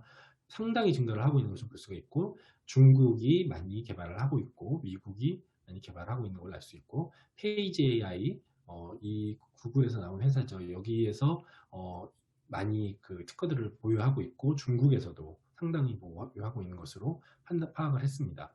그래서 점점 더 그 초반에는 유방암, 대장, 전립선암 이런 데서 시작이 됐다고 하면은 점점 폐암, 대장암 뭐 이런 식으로 장기가 코바람 중심으로 증가를 하고 있고요. 적용 범위가. 그다음에 예전에는 연구들이 대부분 아직까지는 이제 이미지 패치를 이용해서 사용하는 연구들이 상당히 많은데, 이거를 이제 이 이미지 스케일을 키우는 거죠. 데이터 스케일을. 그래서 WSI로 하고 있고요. 그 다음에 예전에는 TCGA라든지 뭐 이런 그 오픈되어 있는 그 소규모의 데이터를 사용했다고 한다면, 지금은 이제 데이터를 어느 페이지를 더 시간을 많이 들이고 하면서 이 데이터의 그 크기가 커지고 있는 거죠. 그리고 타겟팅하고 있는 것이 결국에는 이 사람들 사이에서, 병리 의사들 사이에서 뭔가 의견 차이가 있는 거. 그러니까 아까 전에 그 대장암 선종 같은 거 경우에도 그 서양 의학자들하고 일본을 중심으로 한 일본 학자들 사이에 기준이 너무 차이가 납니다. 그러니까 사람이 하는 거다 보니까 그 기준이 차이가 나고요.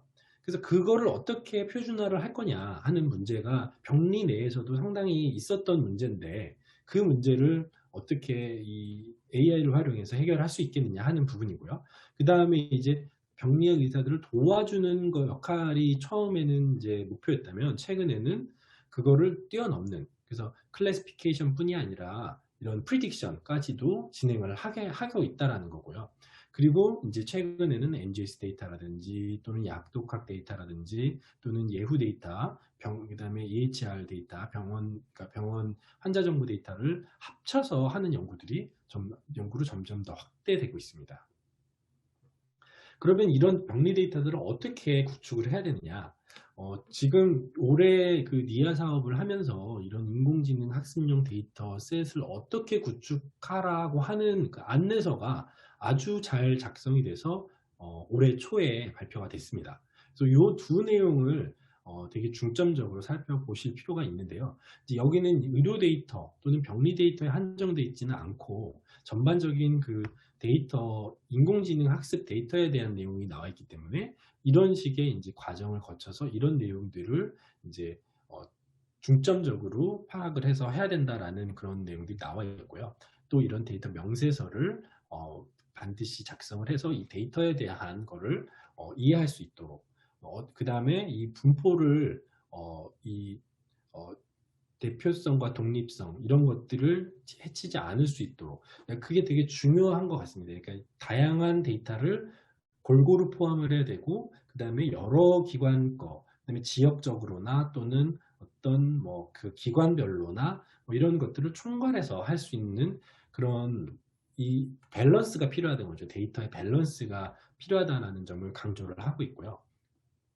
그래서 그게 실제적으로 인공지능을 개발했을 때 그게 얼마나 대표적성을 가지고 활용될 수 있고, 그 인공지능이 그런 어떤 데이터든지 간에 모두 적용이 될 수 있는지. 그래서 그런 부분이 이제 초기에는 그 데이터의 퀄리티에 대해서 조금 좀 깊이 있게 생각을 못했다고 한다면, 최근에는 이런 부분을 가장 고민을 하는 거죠.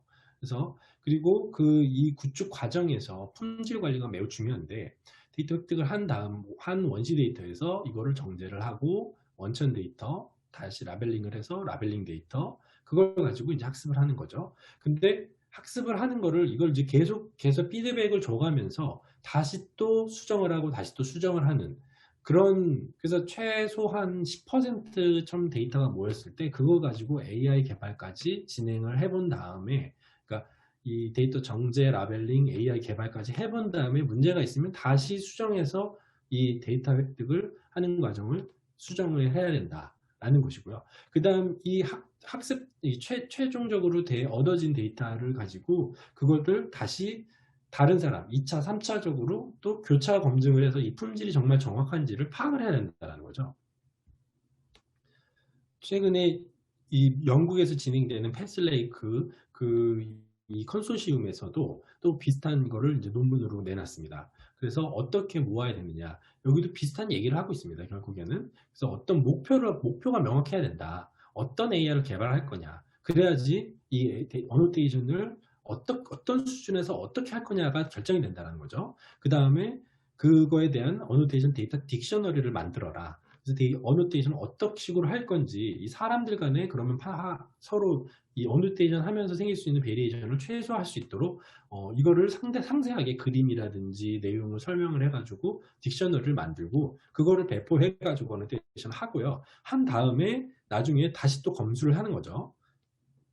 실제 인공지능을 해보고 그거에서 문제가 생기면 그 다음에 품질 관리를 또 한다는 거죠. 그래서 보시면 데이터 어노테이션 레벨은 이런 케이스 레벨로 할 수도 있다는 거고요. 이 전체 케이스가 뭐 그레이드 1, 그레이드 2, 그레이드 3 이런 식으로 할 수도 있는 거고, 리전 레벨에서도 할 수 있는 거고, 이런 리전 세그멘테이션 할 수 있는 거고요. 그 다음에 세포 레벨, 튜머 셀이라든지 스트로마 셀이라든지 인문 셀이라든지 이런 세포 레벨로다가도 할 수 있다는 겁니다. 그리고 리포트에서도 이용을 해가지고 이런 리포트에서 데이터를 익스트랙션해서 할 수도 있는 거겠죠. 그래서 뭐 예를 들어서 이거 같은 경우는 퀄리티 컨트롤 스텝에 대해서 설명을 하고 있는데, 이렇게 두 명이 뭐 만약에 두 명이나 세 명이 했을 때 이게 얼마나 어그리를 했는지, 얼마나 디스어그리를 했는지, 뭐 이런 거를 이렇게 눈으로 퍼센트를 보일 수 있도록 해가지고 데이터를 준비를 해야 된다는 내용입니다.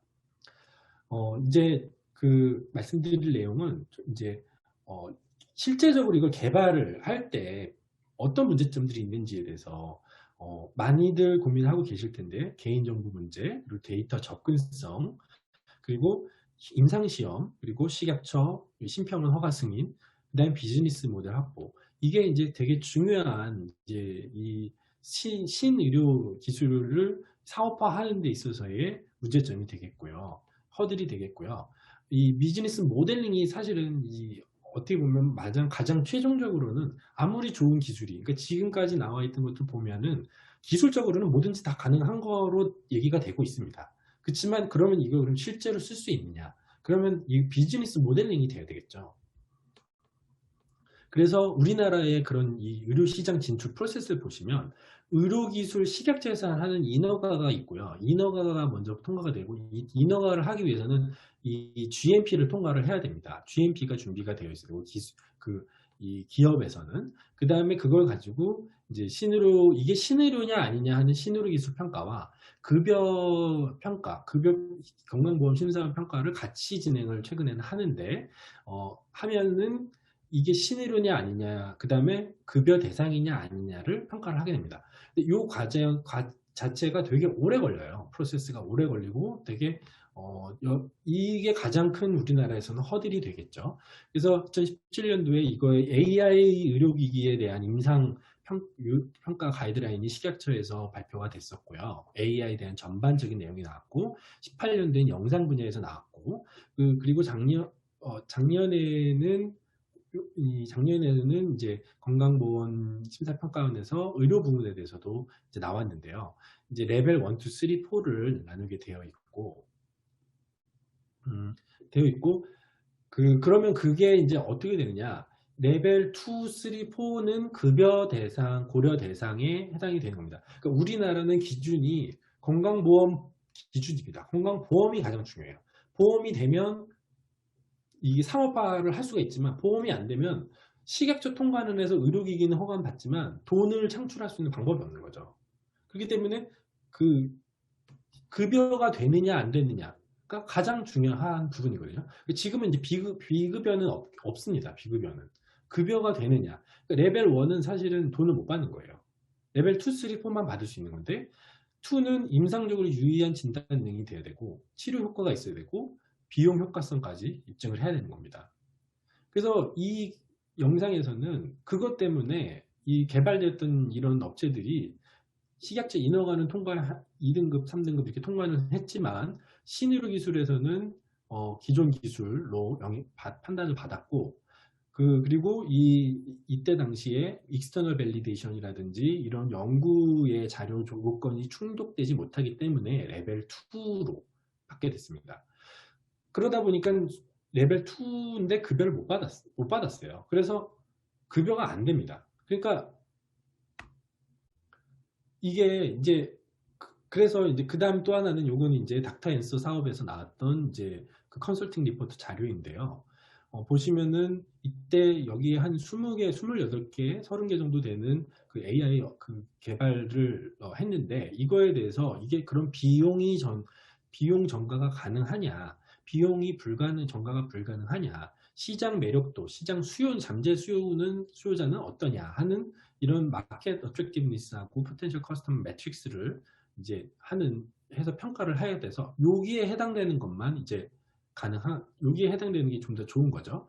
그 다음에 이게 구매 동인이 있느냐, 어떤 것이 구매 동인이 되겠느냐, 진료 시간, 판독 시간, 전원 환자 수, 환자 유입 이런 거를 어떻게 늘릴 수 있느냐, 그런 거에 대해서 이렇게 판단을 하고 있고요.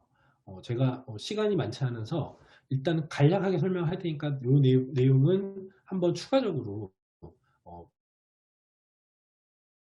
살펴보시면 좋겠고요. 이건 2020년 12월에 어쨌든 그 심평원에서 이 AI 기반 의료 기술 중에 병리학 분야에 대해서 그래서 저도 이 가이드라인 개발에 자문위원으로 참여해서 제가 같이 참여를 했는데 보시면은 영상하고는 저희가 조금 차별을 둔 거는 여기에서 카테고리 C, D를 해서 메이저 진단 보조 정보 제공, 그 다음 카테고리 D, 새로운 정보 제공, 그리고 기존의 고가 의료의 생리 대체 해가지고 요 C1, C2가 있는데 C1에서 C2를 넣습니다. 그래서 C1, C2가 있고 그 다음에 여기에서 보시면 그거가 이제 C1, C2는 레벨 3까지 받을 수가 있는 거죠. 레벨 2는 별도 보상이 안 되는 게 영상 쪽에서 나왔던 내용이기 때문에 영상에서 레벨 2까지 받고 별도 보상을 못 받는 게 돼버렸는데 레벨 3는 급여를 줘야지 된다라는 그런 개념으로 그래서 C2에 해당되는 것도 여기에다 이렇게 넣어서 레벨 4를 하기는 정말 어렵습니다. 기존에 있는 다른 거를 대체하면서 비용을 아낄 수 있다는 걸 증명해야 되는데 이게 되게 항상 어렵고요. 레벨 3가 가장 좋은 건데 그래서 그 부분에 대해서 이제 타겟팅을 하시도록 생각을 하시면 개발에 있어서 이게 이런 내가 개발하고자 하는 것이 어디에 해당될 거라는 그러니까 이 개발에 초점을 맞춰서 AI 알고리즘부터 또는 데이터 셋부터 준비를 해서 들어가는 게 맞다라는 거죠. 데이터만 준비해서 AI 개발만 한다고 해서 이게 나중에 쓸 수 없다라는 겁니다. 그래서 예를 보시면 요거 같은 경우 인공지능 전립선 같은 경우 기존 급여에 해당이 됐고요. 그 다음 예후 예측은 신의료 기술 평가에 해당되기 때문에 아마 레벨 3나 4까지 가능할 거고 이건 새로운 그 정보를 제공하는 것이고요. 그 다음 유전자 이것도 예후입니다. 그래서 이것도 마찬가지고 형태 계측에 해당하는 건 기존 급여이고 그래서 우리가 타겟팅을 해야 되는 건 레벨 3. 그 중에서도 그러니까 레벨 4는 예를 들어서 유전자 검사를 대체할 수 있다 그러면 레벨 4인 거고 그러니까 뭐 유전자 검사 예측이라든지 MSI 예측 그다음에 그런 거고요. 예후 예측 같은 경우는 새로운 진단적 가치 창출, 새로운 정보 제공이 레벨 3에 해당이 되는 거죠. 그러니까 단순히 캔서를 디텍션하고 세그멘테이션 하는 거는 레벨 2에 머무를 가능성이 높고요. 그것이 기존 행위 대비해서 명백하게 진단 능력이 향상되는 것들만 C2에 해당이 돼서 별도 보상이 되는 거고요. 레벨 여기에 초점을 맞추셔야지 된다라는 점을 제가 말씀을 드리고 그 다음 또 최근 문제가 되는 것이 이런 데이터 3법에 통과가 됐음에도 불구하고 작년에도 나왔지만 이 이루다 사건이 있었죠. 그러니까 챗봇이 학습을 해가지고 챗봇을 개발을 했는데 이제 이게 자꾸 뭐 연인들 사이에서 대화를 한 거를 학습을 했다고 하는데 그러다 보니까 뭔가 대화가 내용이 좀 그렇고 그 다음에 그러면 이 대화 내용을 그러면 동의를 받고 그러면 했느냐 동의를 받지 않았다는 거죠. 그러니까 그런 데 때문에 되게 문제가 됐는데 데이터 3법은 사실은 이 익명화만 충분히 되어 있으면 개인정보 제공 동의가 없어도 이거를 활용하는데 얼마든지 쓸 수 있다라는 내용이고 그게 작년 9월에 통과가 됐습니다. 됐음에도 불구하고 실제 이게 이 적용된 부분에 있어서 어떻게 판결이 날지 그 부분은 아직 판례가 없기 때문에 이 부분이 아직까지는 해결이 되지 않은 그런 부분이고요. 그렇다면 이게 그 인공지능 개발하는 분들에 있어서는 가장 큰 그런 이제 걸림돌이 될 거고요. 마지막으로 짧게 이 지금 현재 개발 아까 말씀드렸듯이 데이터셋이 부족한 게 가장 문제이거든요. 근데 올해 들어서 되게 큰 기류 변화가 느껴지고 있습니다. 그래서 올해 2월부터 유럽연합에서도 이런 빅픽처라고 하는 그런 컨소시엄이 발족이 돼서 6년 정도에 900억을 투자해서 여러 가지 그 의료 데이터들을 모으겠다라는 하는 게 나왔고요. 그 다음 병리 쪽에서 UK, 영국에서도 700억 원을 들여서 패스레이크라고 올해부터 시작을 했고요. 일본 병리학회에서도 또 병리학회 주도로 해가지고 이런 데이터셋을 모으는 병리학회 데이터셋을 모으는 것이 됐고요. 우리나라도 올해 큰 그 과제가 보산진 과제와 니아 과제가 나왔습니다. 그래서 그 보산진 과제는 3개 컨소시엄을 뽑았는데 이제 저도 여기에 포함이 돼서 같이 참여를 하고 있는데요. 이 코디파이라고 저희 가톨릭 의대 중심으로 데이터 확보와 클라우드 플랫폼하고 AI 개발까지 저는 이제 이 중에서 AI 개발 쪽에 업체와 다른 업체들과 다른 컴퓨터공학과 뭐 이런 교수님들과 협력해가지고 하는데 이런 여러 개 장기, 다장기 분석 가능하고 또 이런 이 신장암 그다음에 예후 예측이라든지 이런 것이 가능한 다장기 병리 시스템, 신장암에서 뭐 분자병리, 아형분류, 예후 예측까지 위장관에서 MSI라든지 돌연변이, 예후 예측 이런 거에 초점을 맞춘 그런 컨소시엄 프로젝트를 향후 5년간 진행을 하게 됐습니다. 그리고 연대에서도 마찬가지로 되게 상당히 많은 기관들이 여기에 포함이 돼서 병원들 및 AI 업체들 그래서 많은 분들이 아실 거로 생각이 하는데요. 그다음에 삼성 서울병원에서도 이 세 개 팀이 이 보산진 과제에서 결국에는 이렇게 하고 암센터와 이제 협력해가지고 같이 한국삼성병원, 딥바이오 이렇게 해서 진행을 하고 있습니다. 그리고 이제 올해 지금 5월부터 시작을 한 거는 니아 데이터 댐 사업인데요. 이제 다른 영역들도 많이 있지만 또 병리에 대해서도 지금 진행을 하고 있는데요. 저도 이제 이 소화기 조직 병리 검사하고 세포 병리 검사 데이터를 모으는 이 두 가지 영역이 지금 시작이 됐고 저는 이제 이쪽 부분에서 총괄을 맡아서 진행을 하고 있습니다. 그래서 전국 200개 기관에서 얻은 세포병리 데이터하고 또 메이저급 병원들에서 모은 데이터를 합쳐서 데이터셋을 구축하고 이걸 가지고 AI를 개발하는 그런 것이 진행이 되고 있습니다. 그래서 아마도 올해가 지나면 이런 데이터셋이 넘쳐나게 될 것 같고요. 상당히 그 기회들이 더 늘어나게 될 것이고요. 또 디지털 병리가 확대가 되면서 또 되지 않을까. 그래서 이제 마무리를 하겠습니다. 지금 디지털 병리와 이런 부분들이 AI 개발 그리고 현재 4차 산업혁명에 아주 중요한 그런 기회가 될 수 있을 거로 생각이 되고요. 그 다음 지금 이런 글로벌 프로젝트라든지 이런 것들이 진행이 되고 있고 그 과정에서 데이터셋을 어떻게 모을 것이냐, 품질 관리를 어떻게 할 것이냐, 그리고 익스터널 밸리데이션을 어떻게 할 것이냐, 비즈니스 모델링을 어떻게 할 것이냐 이 분야에 우리가 좀 더 노력을 하면서 초점을 맞춘다면 앞으로 5년 이내에 여러 가지 변화들이 일어날 수 있지 않을까 그렇게 생각이 됩니다. 이상으로 오늘 발표를 마치겠습니다.